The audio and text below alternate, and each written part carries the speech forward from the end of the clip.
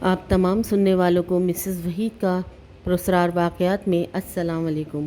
امید ہے آپ تمام سننے والے خیریت سے ہوں گے۔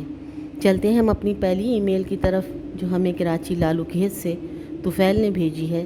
یہ واقعہ 2004 کا ہے جب میری نانی کا انتقال ہوا۔ اس وقت میری عمر 15 سال تھی۔ ہم سب ان کے گھر پہنچے۔ پہلے نانی کو عصر میں دفنانا تھا مگر ہمارے ایک ماموں باہر تھے جس کی وجہ سے ان کو عشاء کے ٹائم دفنانے گئے۔ ہم لوگ کیونکہ برادری والے ہیں، ہمارا قبرستان سپر ہائی وے سے آگے ٹول پلازا کے قریب ہے۔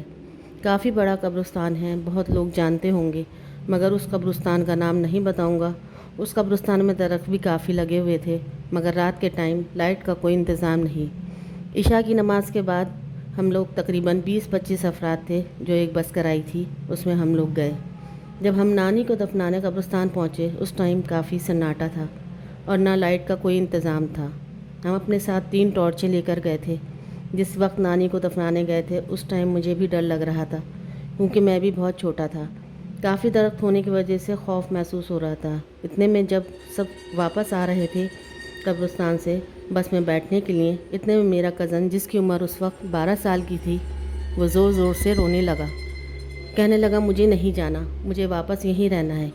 تمام خاندان والے سمجھے شاید اپنی نانی کے غم میں بول رہا ہے۔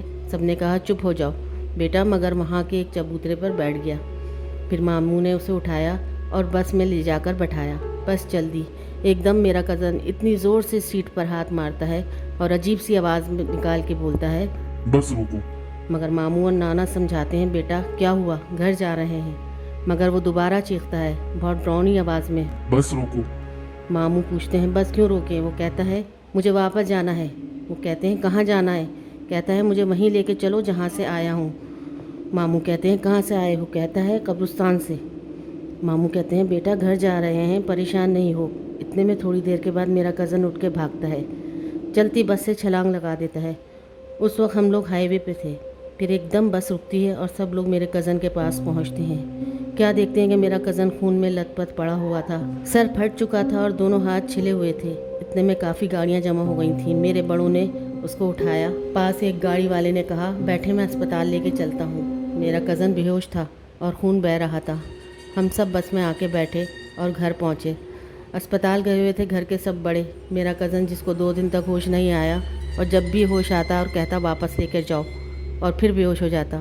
پھر میرے ماموں ایک عامل کو اسپتال لے کے پہنچے۔ وہ علاج کرتے رہے، کہہ رہے تھے کہ جنات کا اثر ہو گیا ہے مگر ان سے میرے کزن کا علاج ٹھیک طرح سے ہوا ہی نہیں تھا، حالانکہ میڈیکل رپورٹ بالکل صحیح تھی۔ ڈاکٹر کہہ رہے تھے صحیح ہو جائے گا، کوئی گہری چوٹ بھی نہیں لگی۔ پھر 2 دن کے بعد گھر لے آئے مگر میرا کزن بے ہوش ہوتا رہتا اور ہوش میں آتا اور عجیب سی آواز میں چیختا کہ مجھے واپس قبرستان لے کے چلو۔ میرے ماموں دوسرے اسپتال لے کر گئے کہ شاید دماغ میں کوئی گہری چوٹ لگ گئی ہے۔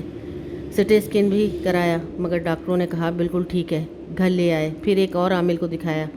وہ بھی یہ کہنے لگے کہ اس پہ جنات کا اثر ہو گیا ہے، ٹھیک ہو جائے گا۔ مگر میرا کزن کچھ نہ کھا رہا تھا اور نہ کچھ پی رہا تھا۔ 4 دن کے اندر اس کا انتقال بھی ہو گیا۔ ہم سب سکتے میں آ گئے، یہ ہمارے بچے کے ساتھ کیا ہو گیا۔ وہ وقت میں اب بھی نہیں بھول سکتا، آج بھی وہ وقت یاد آتا ہے، رونگٹے کھڑے ہو جاتے ہیں۔ یہ تھی آج کی ای میل۔ چلتے ہیں ہم اپنی دوسری ای میل کی طرف جو ہمیں کراچی کے علاقے عزیز آباد سے فرخ نے بھیجی ہے۔ وہ اپنا واقعہ کچھ اس طرح بیان کرتے ہیں کہ 1979 کا یہ واقعہ ہے جب میری عمر 15 سال تھی۔ میرا روز کا روٹین یہ تھا کہ شام میں اپنے دوستوں کے ساتھ کرکٹ کھیلتا تھا اور مغرب کے وقت گھر واپس آ جایا کرتا تھا۔ اس دن بھی میں اپنے 6 دوستوں کے ساتھ کرکٹ کھیلنے گیا۔ جہاں میں کرکٹ کھیلتا تھا وہ ہمارے گھر سے 3 گلیاں چھوڑ کر ایک چوڑی گلی تھی، وہاں پہ ہم سب کرکٹ کھیل رہے تھے۔ اسی گلی میں ایک بوسیدہ سا مکان تھا جو کئی سالوں سے بند تھا اور ٹوٹا پھوٹا، دیواریں بھی ساری ٹوٹی ہوئی تھیں۔ اکثر شام میں اس گھر میں کھیلتے ہوئے بال چلی جاتی تھی، کوئی بھی لڑکا کھود کر اٹھا کے لے آیا کرتا تھا۔ اس دن بھی کھیلتے کھیلتے مغرب ہو گئی اور میرے دوست نے لاسٹ بال پر اتنے زور کا چھکا مارا کہ اسی گھر کی چھت پہ چلی گئی۔ مغرب کی اذانیں ہو رہی تھیں۔ اس گھر سے کچھ فاصلے پر ہم تمام لڑکے کھڑے ہوئے یہ سوچ رہے تھے کہ بال اس گھر کی چھت سے اتار کر لے آئیں، کیونکہ روز روز بال نہیں خرید سکتے تھے، اتنے پیسے بھی نہیں ہوتے تھے۔ اتنے میں کہتا ہوں کہ یار چھوڑو، بال میں لے کر آتا ہوں۔ میرا تمام دوست کہتے ہیں لے آؤ ورنہ اندھیرا زیادہ ہو جائے گا۔ میں دوڑتا ہوا اس گھر کی دیوار پر چڑھنے لگتا ہوں تو ایک دم وسیم آ جاتا ہے، کہتا ہے بے یار دیوار پہ کیوں چڑھ رہے ہو، یہاں سے دروازہ کھلا تو ہے۔ پھر میں اور وسیم اوپر کی سیڑھیاں چڑھ کے جاتے ہیں۔ कुछ छत की तरफ जाती हैं। मैं आगे था और वसीम पीछे था। जैसे ही छत के दरवाजे को खोलता हूँ वो खुल जाता है। मैं छत से बॉल उठाकर पीछे देखता हूँ तो एकदम छत का दरवाज़ा बंद हो जाता है। उस वक्त रात का अंधेरा होना शुरू हो चुका था। मैं वसीम से कहता हूँ कि यार मजाक का टाइम नहीं है, दरवाज़ा खोलो, मगर कोई आवाज़ नहीं आती। मैं ज़ोर ज़ोर से दरवाजे को धक्का देता हूँ। दरवाज़ा एकदम खुल जाता है, मगर वहाँ मुझे अपना दोस्त वसीम भी नज़र नहीं आता। काफ़ी अंधेरा था। सीढ़ियों पर हल्की हल्की बाहर की रोशनी में देखता हूँ कि वसीम था ही नहीं।